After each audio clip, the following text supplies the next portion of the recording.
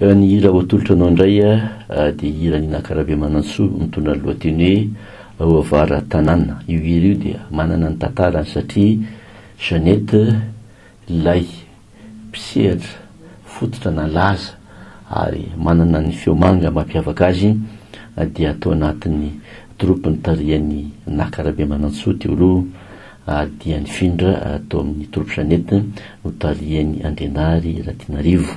Rehefa lasa Jeanette dia namorona ty hira ity Nakarabe manantsoa. Ao anatin'ny tononkira dia misy an'le hoe veloma ry volona lasa ny lefa masina indrindra kanefa. Ao anatin'ilay hira zany zay mitondra ny lohateny hoe Hoavara tanàna nitarika Angoletokina no mikialo ty hira ny Nakarabe manantsoa ity.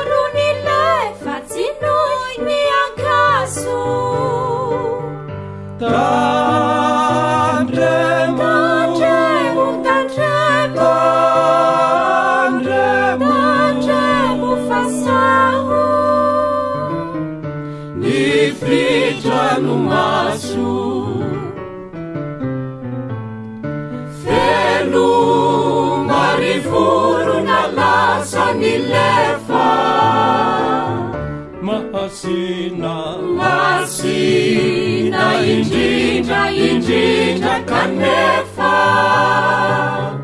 kanefa niso ny fanaovana zadinoina ny tsara efa vitaka aza lotolotoina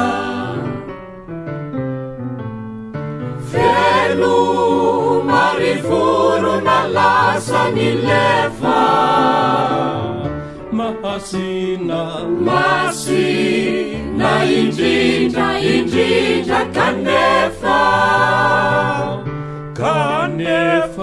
niso ny fanaovana zadinoina ny tsara